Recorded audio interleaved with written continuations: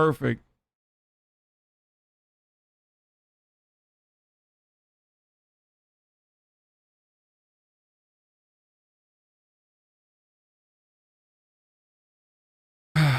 We need more Lady Gaga discourse. Can we please get a okay, video folks, for Trump leaving and it's Biden 4. entering the White House? I'm going to be on the Discourse blog right now. I'm going to be on with the Discourse blog right now. We're going to talk about the inauguration. They have an inauguration live stream going. That's actually being put together by Jordan Ewell. Do you think reaching your peak before primaries could have impacted Bernie's chance of winning the nomination? What? No. Hey, you Mr. the Okay Buddy Frog wearing your merch? No, I don't think I could have.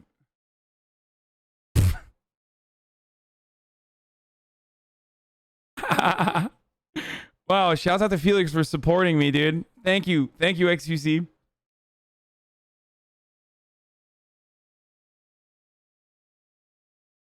Yes.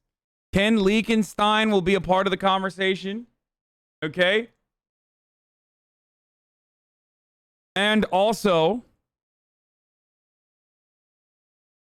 Ken Leakenstein will be a part of the conversation. And it is being produced by Jordan motherfucking Ewell, baby. Yeah, I saw the background photo, man. I did. I saw. I'm avoiding it. Okay? Yes, there's a press briefing. And busy, not just delivering his inaugural address, parading down Pennsylvania Avenue. I'm going to be on with them. Busy, not just delivering his inaugural address, parading down Pennsylvania Avenue, and having a little bit of time to celebrate, but immediately getting to work. So much. I'm gonna be on with them for 15 to 20 minutes, and then after that we'll do the press briefing, and then after that I will feed the gamer frogs. Okay. Pushing ahead on his desire that there would be a mask mandate for his first 100 days in office. All of it by design. Again, this administration following that sort of workmanlike speech from President Biden today that focused really on his desire to bring Americans together and to focus on getting things done for those who are Democrats and Republicans. He said, I will be the president for all of you. And I think that's the message we'll likely hear tonight. All right, Peter, you're in the briefing room. Let's go to Chief White House Correspondent Kristen Welker for some thoughts on where we're going here.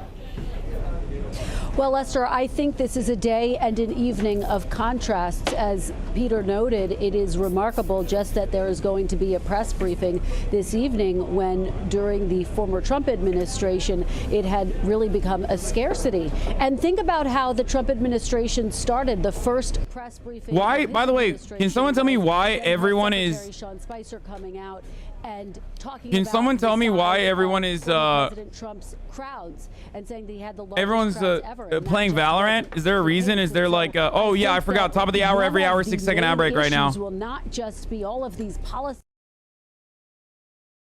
I'm gonna try to do all of it. Gaming can waive more copium, please. Yeah. Do you think reaching your peak before primaries could have impacted Bernie's campaign? No, I don't think so. There's like a new Valorant season or something everyone's playing. Anyway, top of the hour every hour, 6-second ad break coming to you right now, ladies and gentlemen. All you need to do is subscribe if you no longer want to see the ads. You can subscribe for $5 or for free with your Twitch Prime by connecting Amazon Prime your account to your Twitch account. And then after that, we're gonna do this convo with the Discourse blog folks, and then the press briefing from the White House. I got into it recently too. It's epic. You should play Valorant, Hassan. I can't. I have been corrupted by it, Hasanabi. I'm not fucking good. You can subscribe for free with your Twitch Prime, ladies and gentlemen. That way you don't get to see the ads. Here's the 1-minute ad. Here we go. Ever see you drinking water? Do you? I do. I do be drinking that water, dude. From time to time. It's a new season, brother. Today, of course, he talked about unity. How is he going to achieve that legislatively? And then, of course, the other big piece of legislation, and Peter touched on this as well. What's the Inauguration primetime program? $1 relief package, which includes those $1,400 in direct payments to family. It also includes additional funding for states and local governments, as well as additional funding for the COVID vaccine rollout. That gets very complicated when you look at the price tag. A lot of Republicans already balking at that. that. So today we heard the new president talk about the need for unity, really a call to action during his inaugural address. And this is going to be a big test for him. Can he achieve that in his policies, Lester? Kristen Welker, thanks. We're told we're about a minute away from this press conference. So very quickly, I want to go to Chuck Todd. Chuck, it's not lost on anyone that President Trump called the press the enemy of the people. What can we expect from this administration? Look, by the way, I wouldn't be shocked if we even saw President Biden make a quick little point here. You know, he put the word truth and he talked about the need for truth in his inaugural address. My fave, dude. I do think this is also a bit Chuck of a Todd, statement, let's go. you know, not just, you know, to us in the press corps, but also a statement about freedom of the press and open access. A man with absolutely zero discernible characteristics. A man with zero qualities that I would say stick out. What was my in the last administration. So look, this is symbolic both in sending that message, but more importantly, you know, if you're trying to send the message, if you've got a lot to do and there's a ton on your plate, you know, don't wait till the next day to look like you're starting working. You know, this will be, in the modern era, the first time a White House press secretary is briefed on the 20th. I went back and looked. Clinton's press secretary, George Stephanopoulos at the time, briefed on the 21st. Sean Spicer on the 21st. So Robert Gibbs, I believe, on the 21st as well. So this is another symbolic statement here to say, hey, we're getting to work immediately. All right. Still waiting for Jen Psaki to come out. Let's go to our chief Washington correspondent, Andrea Mitchell. Andrea, it's probably fair to point out that even in the best of times, it's an adversarial relationship often between the press and presidencies. Absolutely, and a healthy one at that. But they come in with a lot of goodwill. They have to prove that they're open. She has to prove that they're going to take questions, be accessible. She has that track record. She has a great reputation. She was the chief spokesperson at the State Department. I traveled with her all over the world. She then went to the White House in the Obama administration as well. So she had been the spokesperson in the State Department for Secretary Kerry, and she did a very good job with the press, has always had great relations. By the way, a little bit of news is we're expecting a vote, if it's not even in play right now. All of the objections to the CIA, the head of, there she is, Jen Psaki, but they are going to confirm the Director of National Intelligence tonight. Andrea, thank you. Here's Jen Psaki, White House Press Secretary. Thank you for joining us on this historic day. It's an honor to be here with all of you. When the President asked me to serve in this role, we talked about the importance of bringing truth and transparency back to the briefing room. And he asked me to ensure we're communicating about the policies across the Biden-Harris administration and the work his team is doing every single day on behalf of all American people. There will be times when we see things differently in this room, I mean, among all of us. That's okay. That's part of our democracy. And rebuilding trust with the American people will be central to our focus in the press office and in the White House every single day. So we had a very busy and active day today, as you all know, but I wanted to take a moment to go through the 15 executive actions, or highlights of them, I should say, and some of the There's a 90-minute primetime a 90-minute primetime inauguration special. Executive orders, as well as the accompanying fact sheets. But I want to take this moment with like to highlight Tom Hanks them and for the shit. American public who are watching at home. To combat the deadly virus, the president launched his 100-day masking challenge, asking Americans to do their part and mask up for 100 days. He's doing his part as well, issuing a mask mandate that will require anyone visiting a federal building or federal land or using certain modes of public transportation to wear a mask. He signed an executive order reversing Trump's decision to withdraw from the World Health Organization. This will strengthen our own efforts to get the pandemic under control by improving global health. And tomorrow, we're not wasting any time, Dr. Fauci will participate remotely in the meeting of the World Health Organization as the U.S. head of delegation. President Biden also officially appointed a COVID-19 response coordinator, a position and team we had already previously announced, but made it official today, to create a unified national response to the pandemic. And he reestablished the national security team responsible for global health, security, and biodefense. Feels wrong. The COVID-19 pandemic has triggered an almost unprecedented housing affordability crisis. He took immediate action to confront the crisis and asked relevant agencies to extend nationwide moratoriums on evictions and foreclosures. I need her to be like yelling about inauguration crowd sizes matching Donald Trump's despite COVID or something. In response, the president asked the Department of Education to extend the pause on student loan payments and interest.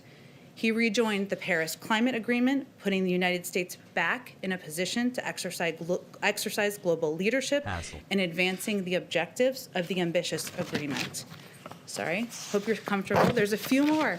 I prefer my White House press secretaries to literally tweet about how I am an America-hating 9/11 loving terrorist who got to play video games with congresspersons. The boundaries for several national That's the kind of White House press secretary I personally prefer. So seeing one that doesn't do that or hasn't done that yet weirds me out a little bit. The interagency working group on the social cost of greenhouse gases. That happened, by the way. For those of you who don't know, Kayleigh McEnany literally did do that. And root out systemic racism from federal programs and institutions. He directed the Secretary of Homeland Security, in consultation with the Attorney General, to take all appropriate actions to preserve and fortify DACA, which provides temporary relief from deportation to Dreamers, young people who were brought to this country as children.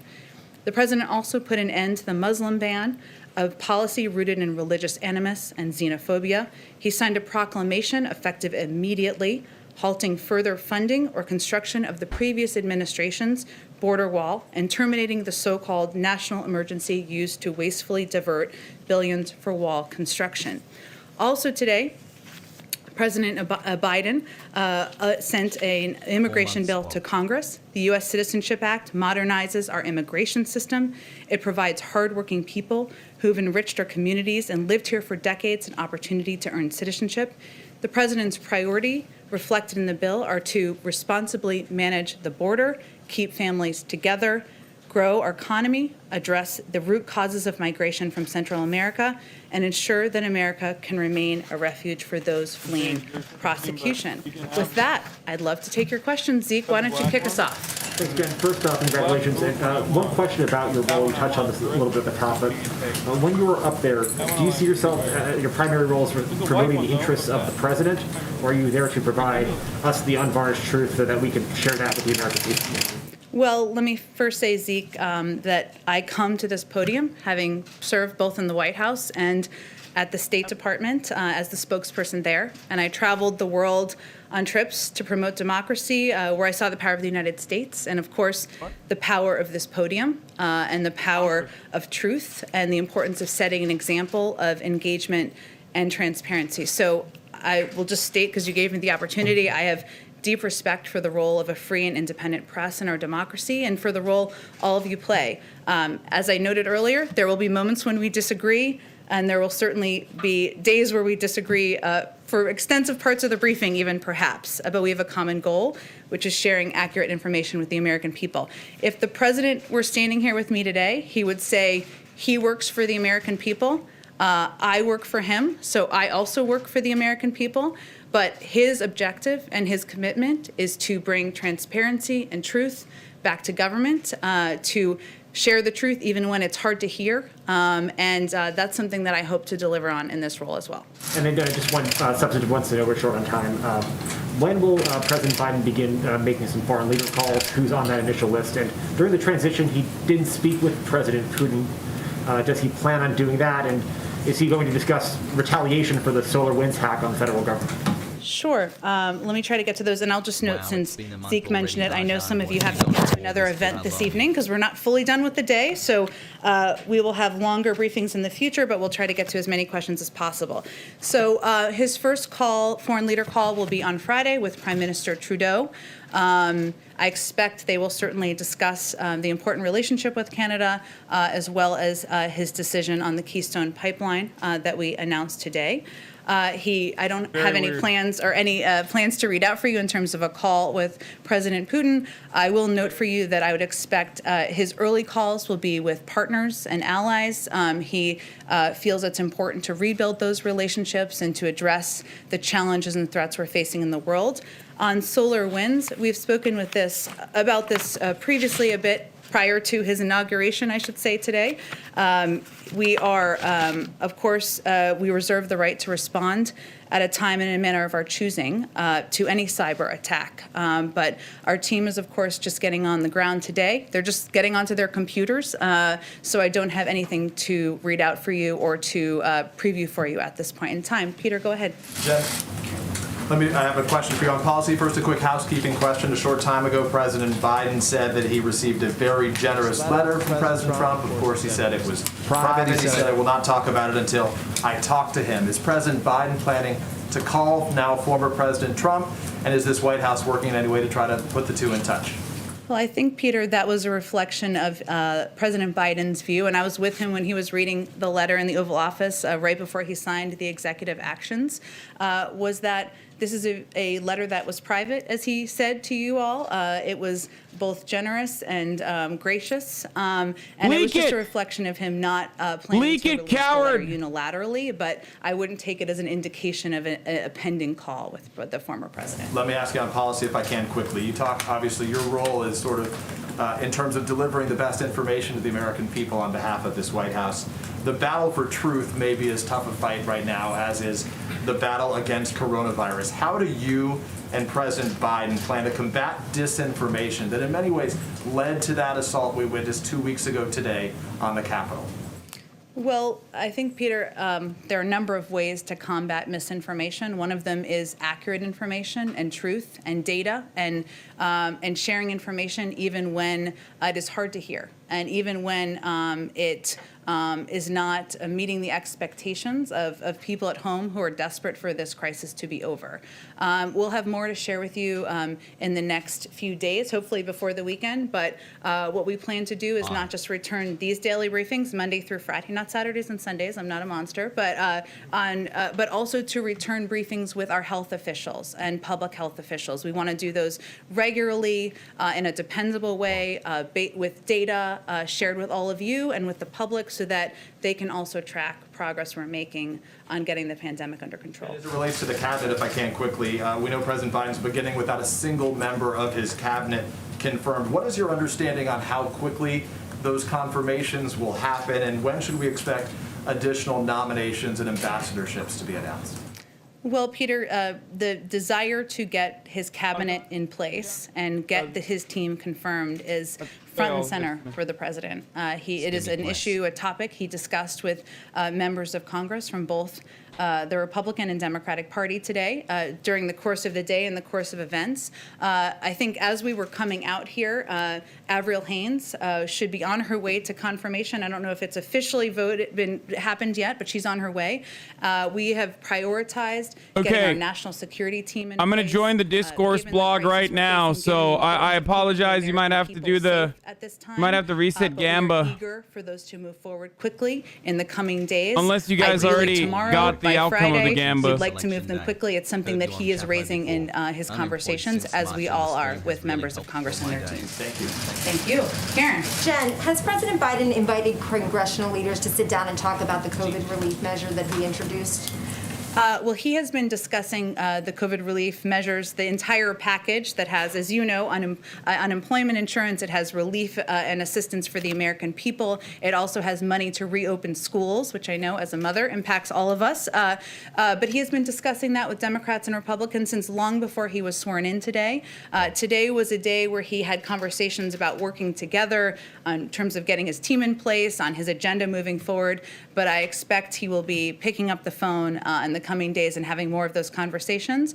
In terms of when he will meet in person, I will say soon, and we hope to have more of an update on that for you soon as well. Do you expect him to play in those negotiations? There was a lot of comments today about his familiarity with the Senate. How involved will he be in that process?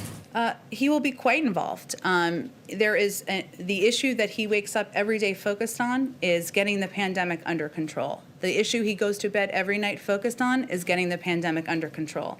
This package is a pivotal step to doing that. And it has assistance for the American people to make that bridge financially. It also has essential funding for vaccine distribution. He will be very involved. He will not be the only one. We have a whole team here of senior staff, of course, but as you noted, he is not a stranger to the Senate. He served there for 36 years. Many of these people, Okay, I think I am being connected to their, hold on. Questions in the chat, or just like having to subscribe if you want to ask questions in the chat. Are we live, Jordan, right now? No, we're on a waiting screen. Okay. Oh, well, yeah, you're just live let me on know. my end. I can hear it. I can. Wait, why is Hi, my video? Hassan. Hi. We cannot see you, Hassan. I don't know why it won't let me start video. It's very strange. Oh, weird. Is it on like share screen or something? You want to try like exiting the Zoom and coming back in, maybe? Yeah, I'm gonna do that. Hold on 1 second. Wait, isn't there? When I click on start video, God, Zoom always has these issues. When I click on start video, it says it just like doesn't start video. I don't know why. The camera has been occupied by other apps. Please release the privilege and try again. Oh, that's why. Hold on. Okay, I'll fix that. It's supposed to go to my second camera, but let's see. Let's try it one more time. Catherine, can you make sure to do a subscribe plug? Oh, we saw you for a second. Yes. When You we did? come back. Mm-hmm. Oh. There we go. Hey, All right. Hassan. Hello. I can go back live when you guys are ready. Boom, you guys can see me, right? Can I show this Yes. link? Can I show this screen? Is that okay? Yeah. I'm cool. Totally. Yeah, go ahead. Thank you. Shove us in there. But the Do you link, mind the do you mind link if I won't promo leak. subscribe before we dive into it? No, I don't care. Are you asking me? If you're asking me, I don't care. Oh yeah, I'll do it. Yeah, if you don't mind. No, I do not Okay. mind. Going back Jordan, live do you here. want to give us a little countdown and then we'll go live? Yep. All right. We'll go live in 3, 2, and over to you. Hello, welcome back. We are joined by Hassan Piker. But before we get to Hassan, I want to remind everyone, if you're not currently a subscriber, at the steward level, which would get you full commenting rights, the ability to ask us questions, all that good stuff in the chat, you need to go to discourseblog.com/subscribe. So run, don't walk. If you're here and haven't subscribed, that's the right word, right? I have no idea what you're doing. I believe so. Hop to it. So if you don't know Hassan, he is a streamer extraordinaire, gentleman about LA, thirst trapper on Instagram, or maybe formerly. I haven't seen one in a while. I haven't been thirst trapping as much. I've been streaming too much to thirst trap. I'm looking like pudding. Do you expect it'll come back maybe in Biden's America? We were just talking before you hopped on about, what we're all looking forward to the most in the New World Order in the days and weeks to come. Oh yeah, thirst traps are back on the market. As soon as it was all worth it. Yeah, as soon as I can go back to the gym again, I'll be throwing up some thirst traps immediately. Beautiful. Great to hear. And did you get to watch much of the inauguration today, Hassan? Oh, I watched all of it. I woke up early. My mom woke me up and was like, "You're supposed to be streaming this. What are you doing?" Oh wow! So have you been live all day? Yeah, I've been live. Yeah, I mean, I started at Oh my god! Yeah, I'm on my 8th hour currently. Wow. I considered getting up at 8 for Trump's Walk of Shame, but I couldn't bring myself to do it. Oh, it was pretty. Did you see him leaving? I saw Don Jr. crying. I watched the clip of "Have a Great Life." Okay, that's what I was going to talk about. I mean, the most beautiful way to end the Trump presidency, him saying "Have a good life, see ya," and then YMCA starts blasting. Unbelievable. The man loves YMCA. Yeah, for reasons we can't really guess why on the stream. I don't think. He's a sassy bitch who loves drama. That's why. It is, and am I glad he's gone for plenty of reasons? Yes. What will I miss? Having a sassy bitch in the White House who loves to tweet about Diet Coke and Kristen Stewart. Do we think he knows what YMCA is about or not? Like, has someone told him ever? I don't know. Likely I don't know. no. That it's about cruising at the YMCA. Yes. I'm not sure about that. Why? But I want why to burst the believe. I want to bubble, believe he knew it. He knew it on his own. It's like the kind of thing where people around him must like look at each other and be like, he knows what this is about, right? But he wants to kiss all the boys and the girls, so the girls and the beautiful boys. So maybe he does know. That's true. And all of our beautiful troops. Yeah. That's true. What were your kind of highlights and lowlights having watched it all day? I didn't watch it all day. It was incredibly boring, predictably. Yeah. As it's supposed to be. The most boring part to me was I saw people like roundly. I forgot to read my tweet. I was going to read a what's your tweet at the top of the hour. Hassan, this goes out to you also. Ah, shit. Where is it? Turk's elbow, I lost it. Turk's elbow. The era of posting cringe is back in a big way, I think.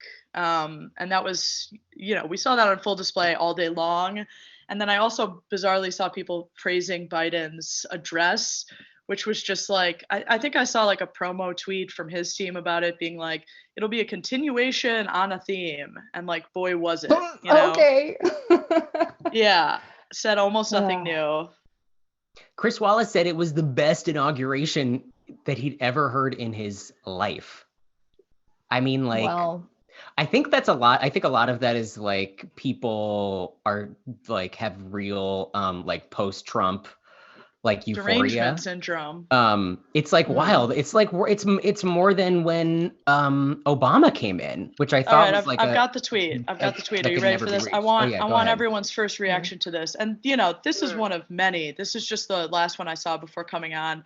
I won't dox the writer of the tweet, but the tweet is, I just whispered to my unborn daughter, you can come out now. For her, Trump will be ancient history, and she will never have to live in a world where it's impossible for a girl to grow up and be vice president of the United States.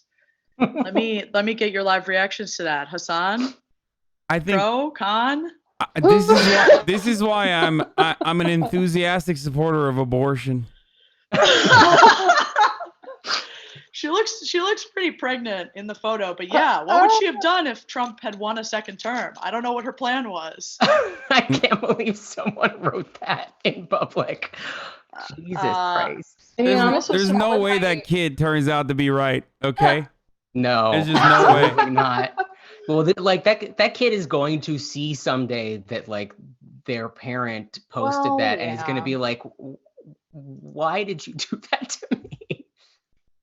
It's like unbelievable. Yeah. I mean, my personal highlight of the inauguration was when J-Lo took the opportunity of a patriotic medley of This Land Is Your Land and America the Beautiful to insert a line from Let's Get Loud we needed it. into her Give the people what they want, right? That was like absolutely America at its most insane. Hassan, I don't know. It's most epic. I don't know, if that was a highlight for you, but was there anything? There was zero highlights for me. No, there was nothing none at all. Zero. No, it was awful. Yeah. It was so awful. And I guess I'm used to it at this point where like, you know how the media always has to lie about certain things, like keep up appearances, like, they had cut out like a documentary in the 3 hours after like the hog rebellion occurred on the Capitol, where like they literally had a special that night about like the importance of those walls, those sacred walls that were breached, right? Like, I think that's a lie. Like nobody gives a shit about the fucking walls of Congress. I don't think anybody actually legitimately, genuinely cares about, the sanctity of these institutions. I think it's just this thing that you repeat so that people will believe it eventually, right? And this is absolutely like, and that's exactly how I feel about, Chris Wallace saying like, this was the greatest inauguration I've ever seen. Like, Wallace. What are you saying? It was boring as fuck. How can you say that with a straight face? We were talking about this before you hopped on, Hassan.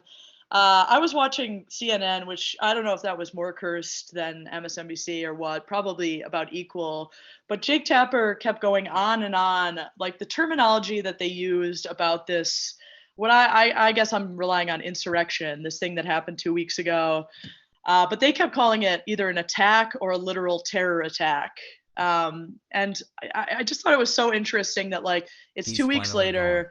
The media narrative is clearly like, we all feel very good. That's all behind us. We feel good because Biden's here. And also, let's open the door for him to do whatever needs to be done in terms of terror, right? Yeah, that's legitimately terrifying to me, the Patriot Act 2.0, especially when we all as leftists have seen what that kind of fear mongering has been used against, and who the groups that have been used against. It's never like the KKK or the Nazis, and it's always leftists and you know, like animal rights activists and shit that end up getting arrested or probed and thrown into jail unjustly. So of course that's a legitimate fear. But the other thing is like, okay, so if that's an act of terror, and what are you doing about the collaborators? You can't turn around and be like, well, you know, we have terrorists in these halls of Congress right now, right? But we have to unite with them, and we have to build like bipartisan compromise. A great example of this is the $2,000 or $1,400 checks that they want to pass through bipartisan compromise when they can absolutely pass it through a budget reconciliation, and that would give an immediate dub to the Democrats regardless. They don't need the Republicans. They're going to end up passing it that way regardless. So why are you trying to help out the actual terrorists if they are terrorists? Those who have galvanized, emboldened, agitated these hogs to rise up and do acts of terror. Like, it doesn't make any sense. Mitch McConnell was at the inauguration clapping. He was there. so was Mike Pence. And again, it's and like Ted Cruz and Ted Cruz. Yes. It's like, how short are people's memories? And it's not, I mean, they are genuinely short because obviously George Bush, as usual, was up there. Although I didn't see him handing hard candy to anyone. But it's like a willful memory loss about just like, all right, you know, that was the old America, and now like, can we just feel good about things again? Yeah. You know, like, can we just enjoy things today? Well, and this was like this is like a trend that happened throughout Trump's presidency too. You know, all these Democrats would be like, this man is the worst. He's going to be the next Hitler. Like, he's the worst threat to like modern society that we have ever seen. There's never been a more dangerous person than them. What was the first veto like override like in Trump's presidency? It was the like near $1 trillion defense bill that they were like, we hate you so much, but we are deeply determined to give you hundreds of billions of dollars in needless defense and surveillance spending because we really demand that you have that. Also, you are the most dangerous person who's ever lived. It's like, these things do not go together in any sense. Check that, sir. You know, that's the way that it is. Trump made demands of increasing the military discretionary spending by $50 billion, and the first act of bipartisan compromise in our Senate and in the House of Representatives was increasing that military discretionary spending, not by $50 billion, which was his original demand, but by 80. So, you know, there's always room for bipartisan compromise when it comes to furthering America's imperialist goals. Or, you know, support for Israel. Yes. There was a whole bunch of aid for Israel tucked in that bill also, wasn't there? Yes. Well, because it was that was like a budget bill, and the budget always has to include a lot of money for Israel. Because it's an American budget. That's how we work. Yeah, we'll talk to we have our one of our colleagues, Jack Crosby, has been in DC today.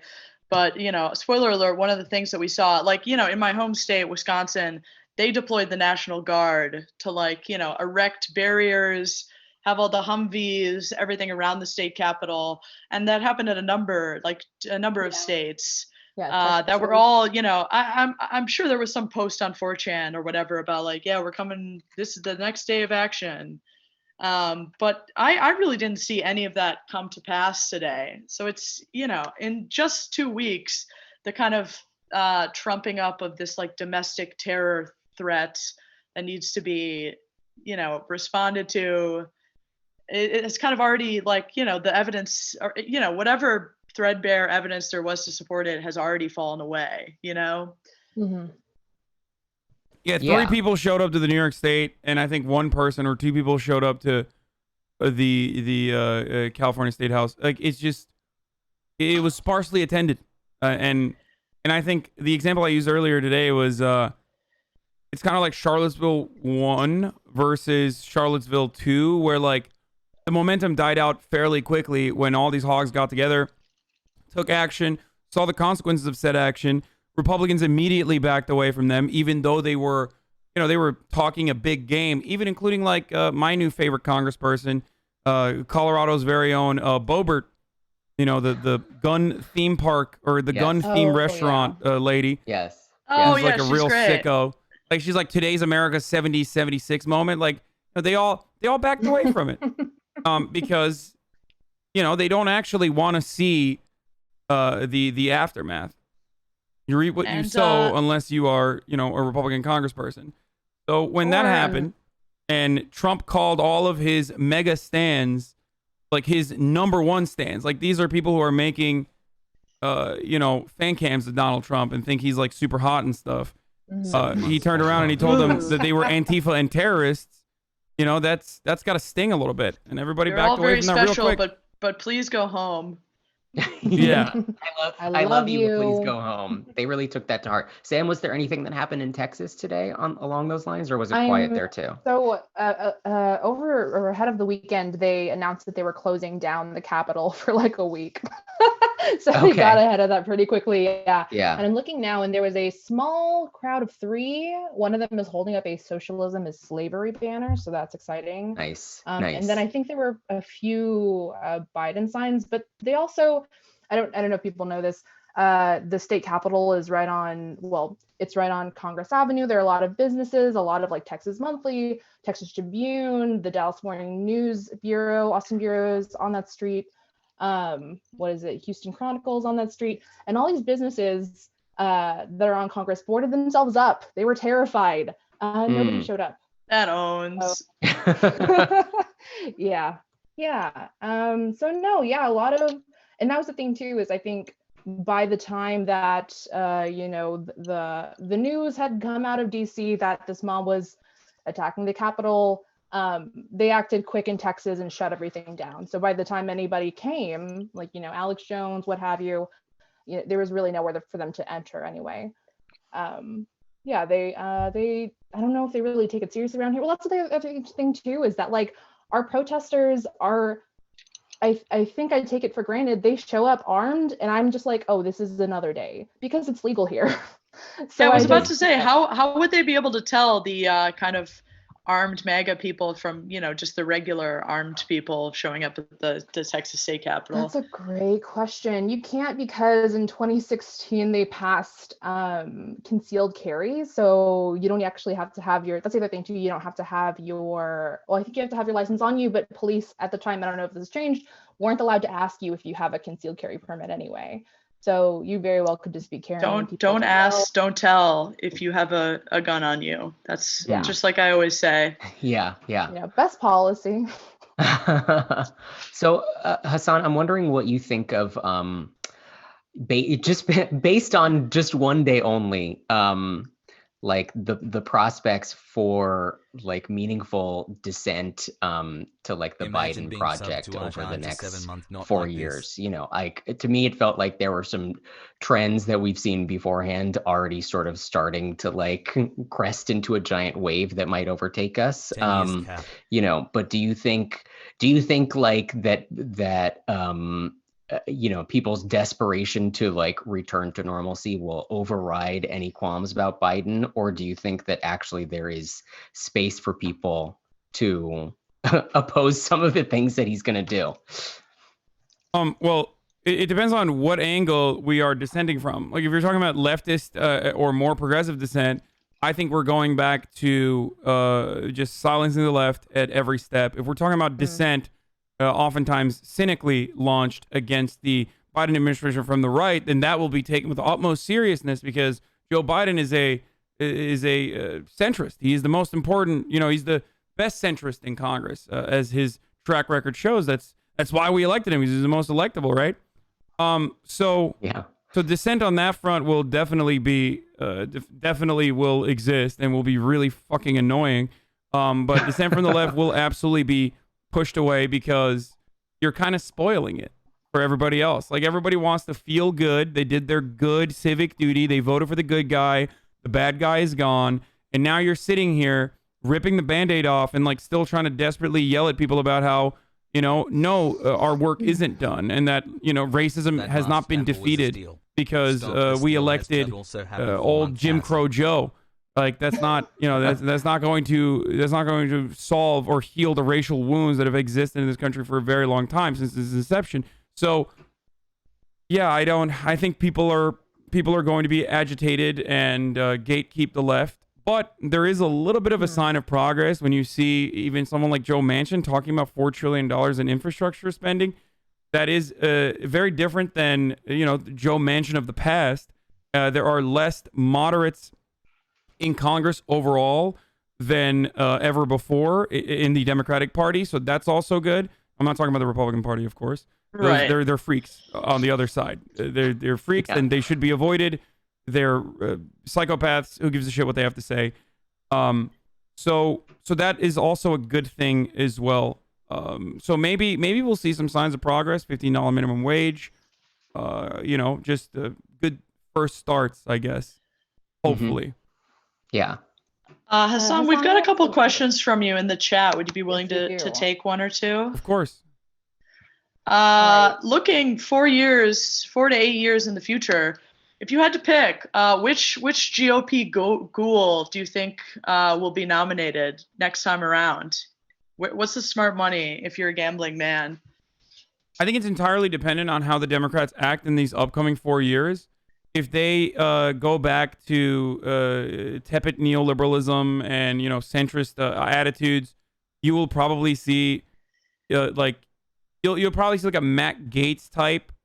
I think maybe not even like Josh Hawley. I think everyone always says like Josh Hawley and Tom Cotton, but I think those guys are too boring and they're not like real Trumpian enough. Especially Hawley. Like, dude, you're a Stanford graduate. Like, shut the fuck up. Tom Cotton has like negative personality. Yeah, like exactly. I can't imagine him like, being on a national campaign circuit and people being like, yeah, that's my alpha male guy. Yeah. I think a lot of people immediately go and say like a real fascist like Tom Cotton or someone who will absolutely have like a ideological predisposition towards fascism like Josh Hawley who will use it. But I think like the real sleeper picks are people like Matt Gaetz. I don't even know if he's eligible to run at that point. I don't know how old he is, but I think he is. He probably he is. will be. He just looks like a baby. He looks like a child. So I just assume he's he's very I know that strange. he's like a decade older than his fiance. I think that's why. And his son. Well, and Matt Gaetz, we'd be remiss if we didn't congratulate him on his recent engagement to a woman named Chipper or something like that. Really? Her name is it's not Brandy, it's literally like Crystal or something, a real human woman. So congrats to him on that. Yes. Good for him. I'll run for president when the Ginger. Thank you. Yeah. He's 38 by the way, so he can definitely do it. okay. Well, good to know. I think there's the other sleeper picks is like someone like Tucker Carlson, maybe like real WASP nationalism, or if the Democrats actually do implement some progressive policies or are a little bit more aggressive at the very least, because even centrist Democrats like Pete Buttigieg are more interested nowadays in attacking the Republican Party, and that could be a message change or an attitude shift in the Democratic Party. I don't know if that'll actually happen, but I have seen the younger Democrats and Democratic freshmen not holding back at all with their rhetoric against the Republican Party. If that does occur, then I think Republicans go to a defensive position and like look for another Mitt Romney type in their party, as opposed to someone further right or someone in the Trumpian mold. Yeah, like a Mike Pence type. Sweet. Yeah, that feels right to me. In the meantime,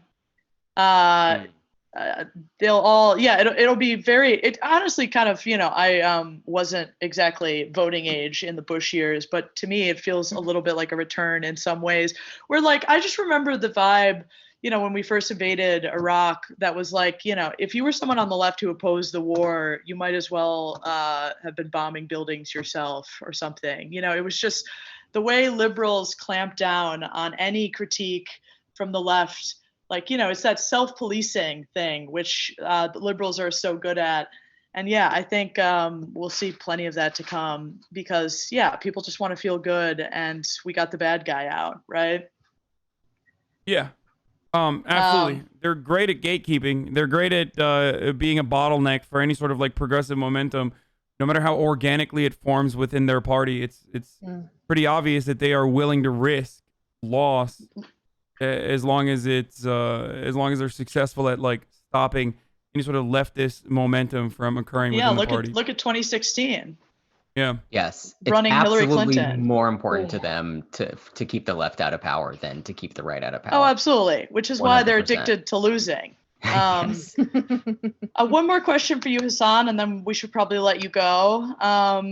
Do you think there's any, this is from a discourse blog reader, do you think there's any way we avoid a scenario in which Biden just wastes 4 years trying to compromise with Republicans and helps no one, and then Trump or worse is elected in 2024? I guess we kind of talked about the latter, but, what, if anything, do you think are our prospects for things Biden will do in office? I'm actually a little bit more hopeful than I was maybe a month ago even. I think that, for real. I like seeing the immigration legislation that the Biden camp is putting forward immediately, offering amnesty in the next 8 years, like a pathway to citizenship for undocumented immigrants living on U.S. soil, is one, incredibly popular. It is well received by all sides. Republicans think that this is good legislation as well. And that's, of course, before we start talking about it in Fox News and how this will be used as like a communist open borders welcome mat for every dangerous, MS-13 person or something. But without that kind of racial agitprop, it is something that is, it is a proposal that, Republicans were on board with. It was a proposal that Bush would have even implemented if it wasn't for 9/11, and then the super aggro approach that we took in regards to immigration, the ICE, Department of Homeland Security, all that. But before that, it was Reagan era proposals as well. So it's definitely something that could work, even though it is certainly considered controversial by Republican politicians. It's a popular one, but I do think it's still technically radical in comparison to the past 4 years of Trump administration policies on immigration, which was white nativist. So I don't think he's going to disband ICE anytime soon, unfortunately. But I do think that that is good. It's a good first step, because that then also comes along with offering citizenship, like fast-track citizenship to DACA recipients and other people on temporary protected status. Yeah, so that is a sign of hope for someone for someone like myself, who's otherwise very cynical, very pessimistic about the future under a Biden administration. I fear that it's going to be the next 4 years are going to be revolving around deficit hawks, consistently talking about the deficit this, deficit that, completely forgetting the fact that they gave gigantic taxes to corporations and the wealthy.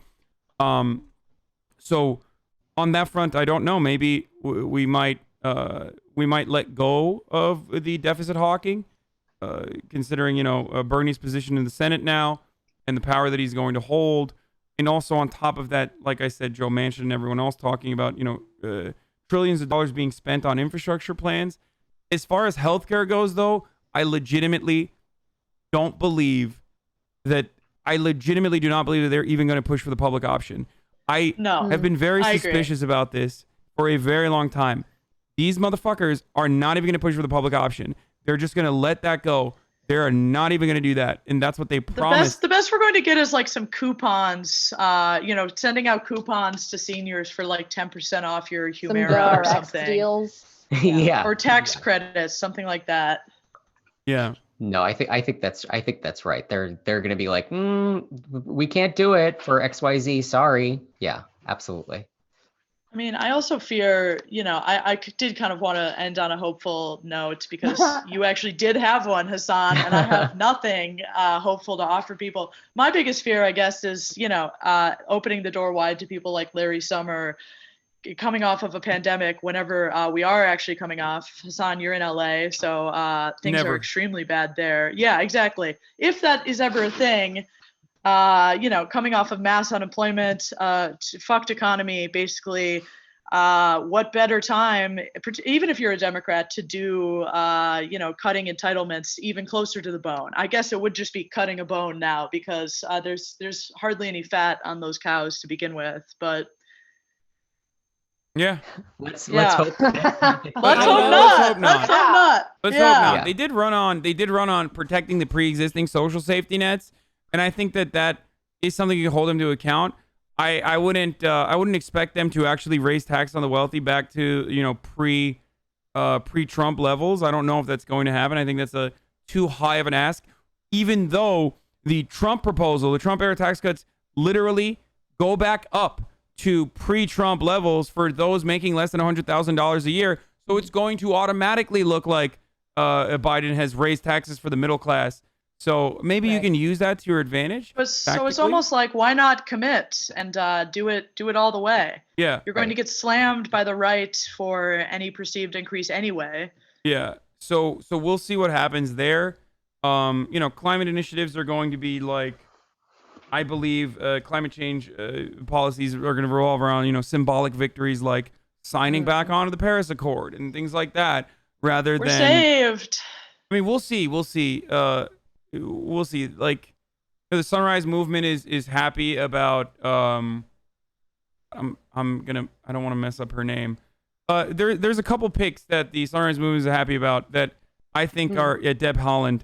I think could be good. And could propose bold changes.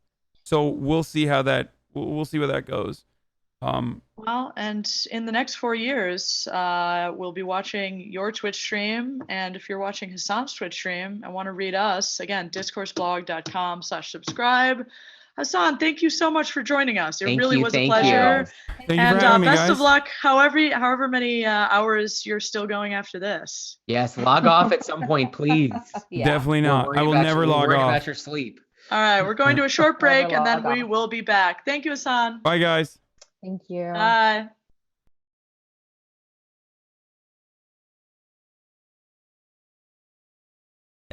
Okay.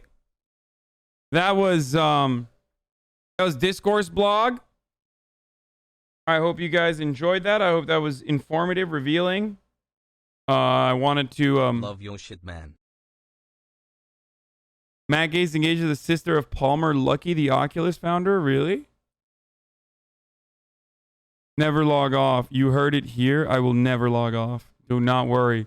Okay, so tonight there is a segment. Joe Biden is president. God damn, y'all are fast, dude. Look at these editors working overtime. Holy shit, dude. Nice. So, as I was saying, my boyfriend is in the choir that is performing at the inaugural ball tonight. He is a huge fan. Will you be watching? It's okay if not, but he'll be happy to know you heard. Okay, I maybe. Maybe. We could be watching it. I don't know. Yalla Habibi A. Okay, so. No. Maybe it's not a no. Maybe it's not a no. I will be watching it. Gaming frogs are dying and the street is on. They haven't eaten in almost 24 hours. Man, gaming frogs have gotten more gaming than they've ever seen, that they know what to do with, okay? Hey, Hassan, how about you chill out about the gaming frogs, brother? Power, George, in seeing someone. So, Antifa agents on the side. Yeah, you can make do with less gaming. Hassle. So, not that there won't be gaming, there will be gaming, but hold on. What was I going to say? Oh, when is the actual event? When is the actual event tonight?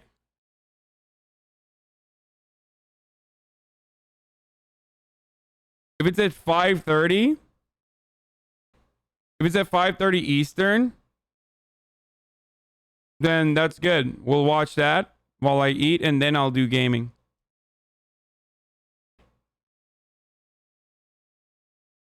What?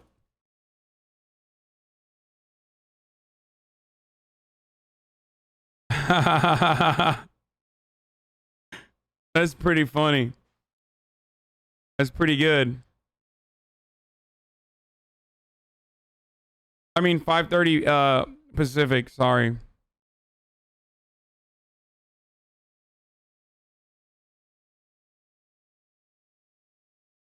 And as far...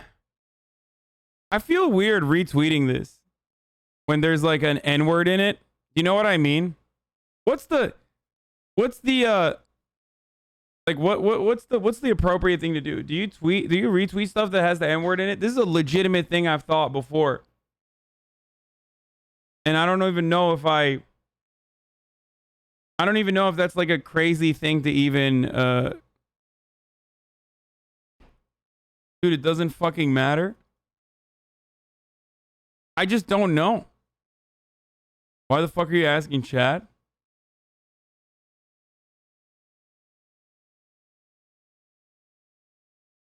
No, I promise you, don't do it.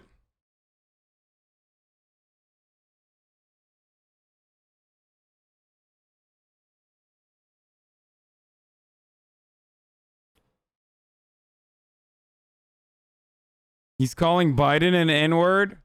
No, it's just that it has the N-word in it. Screenshot chat giving you the pass?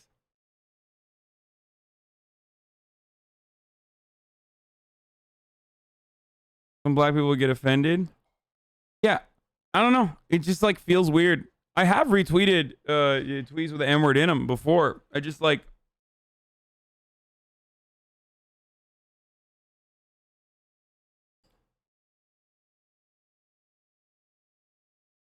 Literally no black people. Dude, it's so funny. This is precisely why. This is precisely why I 200 left-wing protesters in the street of Portland right now with anti-Biden and anti-police messages. We are ungovernable, one sign says.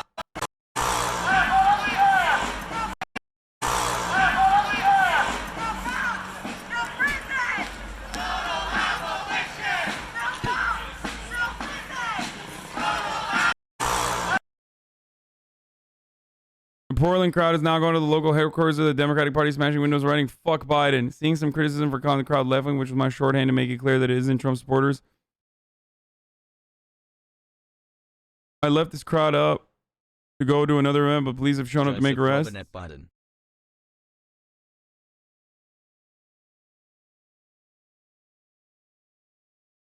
I mean, they're like, this is classic. It's just not surprising. But also, yeah, of course they were going to do this. What do you expect? They don't like Biden. Kodak Black is free, Weezy is free, all hail the legend Donald J. You know what I mean? Ivanka Trump for president 2024, fight me if like, why should they? Why should they sit back? You think they're supposed to fucking snap fingers and drink mimosas at brunch? No. To think Ivanka could be POTUS. Your gaming YouTube was my favorite, but I didn't get any of the Rust gameplay. Sedge, sorry for Sadono, but when Kidder Steve is back, he'll upload on his own stuff. They shouldn't be breaking stuff left. It's just so dumb. You do not play it. If you agree, spam Sami Yusuf when in chat. Pipo Pogo. Doesn't mean that the fight is over. My friends, the fight has just begun, okay? The fight... Like, this makes more sense than this. I mean, this is a little LARPy, but... You know, what do you expect? That's, again, a fascist pig fuck. So, you know, like, imagine, bro, look at this. Like, cops, when you're a right-wing fucking, when you're a right-wing hog trying to break into the halls of Congress, step right in, sir. Cops, when you're a leftist protester that's anti-police with a camera. Great.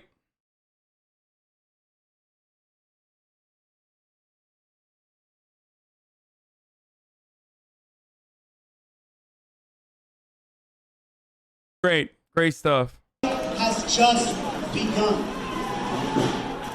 Because the damage that Donald Trump inflicted upon this nation's democracy in the last 4 years cannot be undone quickly. And it cannot be undone by the likes of Joe Biden. So who's going to do it? We are. Okay? We are. I mean that. And so like I said, I'm grateful for y'all being here this evening. Not all political movements exist at different points on the same axis. There's nothing left